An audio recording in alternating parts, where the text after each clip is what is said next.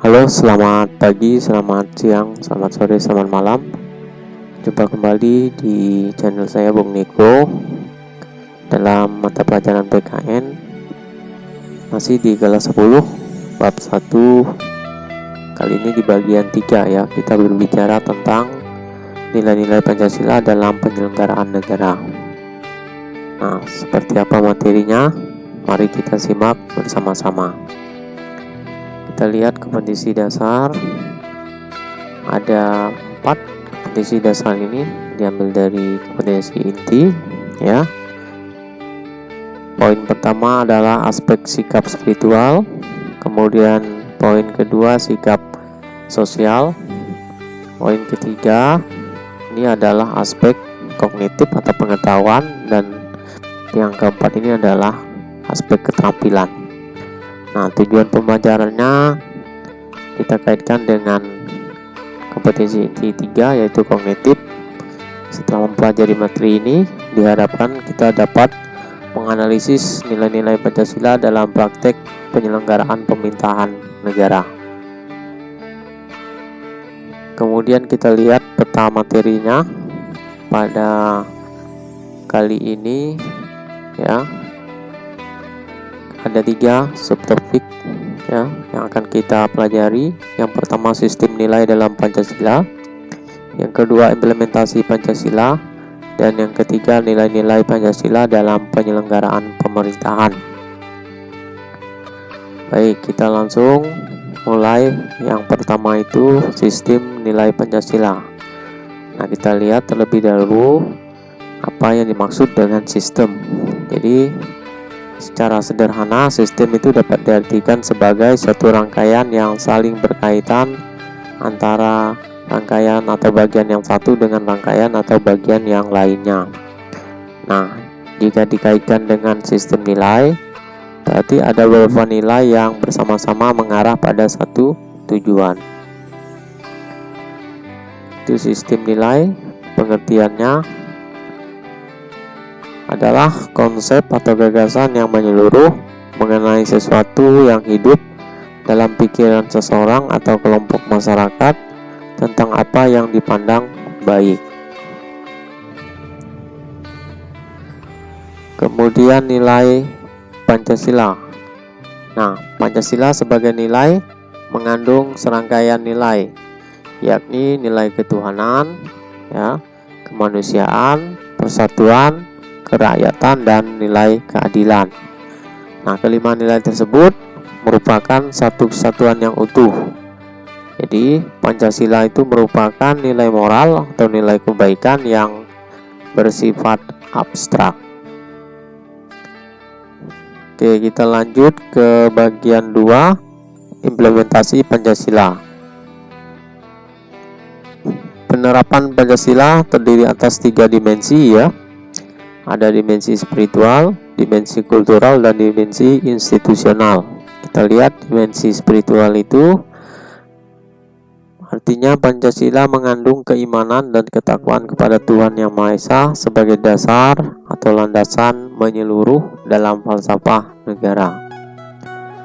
Kemudian dimensi kultural, Pancasila merupakan landasan falsafah negara, pandangan hidup negara, dan sebagai dasar negara. Dan yang ketiga dimensi institusional, artinya Pancasila dijadikan landasan untuk mencapai cita-cita dan tujuan negara serta landasan dalam penyelenggaraan negara. Itu tadi ketiga dimensi dalam implementasi Pancasila. Kita lanjut ke poin 3 ya, topik yang ketiga, nilai-nilai yang ada pada Pancasila yang kaitannya dengan penyelenggaraan pemerintahan. Nah, dalam praktek penyelenggaraan pemerintahan, nilai falsafah harus termanifestasikan, artinya terwujud ya, di setiap proses perumusan kebijakan dan implementasinya, serta dalam memberikan pelayanan kepada masyarakat agar tidak terjadi sikap otoriter dan diskriminatif. Kita lihat nilai-nilai Pancasila dalam penyelenggaraan pemerintahan ada pada sila pertama, nilainya, yaitu ketuhanan yang Maha Esa ya. Yang pertama, pengakuan adanya kausa prima, sebab pertama ya, kausa prima itu yaitu Tuhan. Kemudian kebebasan memeluk agama, melarang ateisme, menjamin toleransi. Nilai yang berikut adalah negara wajib memfasilitasi tumbuh kembangnya agama dan siap menjadi mediator jika terjadi konflik agama. Kita lihat sila kedua, nilai kemanusiaan yang adil dan beradab. Poin yang pertama, menempatkan manusia sesuai hakikatnya ya, sebagai makhluk ciptaan Tuhan. Hakikat manusia di sini ya.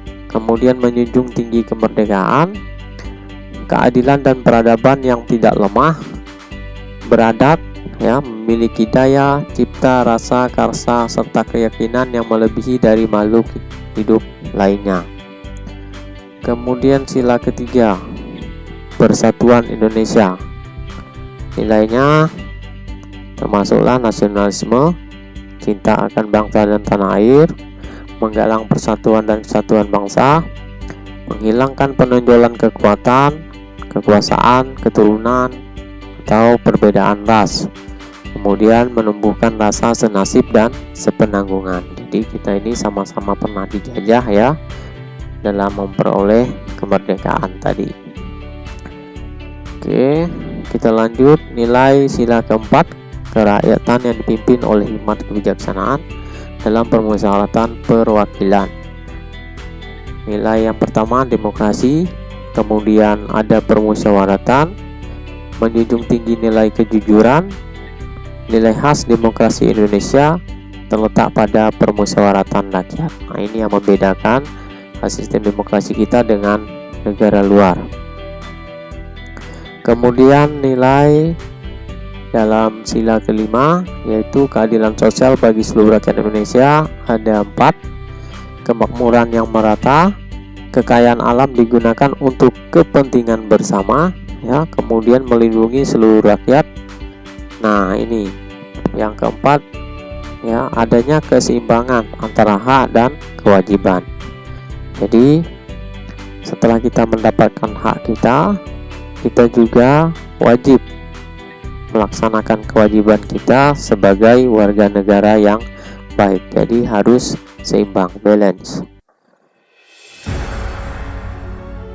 Nah, itu tadi ya beberapa penjelasan materi kita di pertemuan kali ini.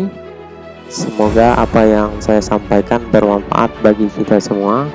Saya akhiri, selamat pagi, selamat siang, selamat sore, selamat malam. Salam sehat, salam Pancasila.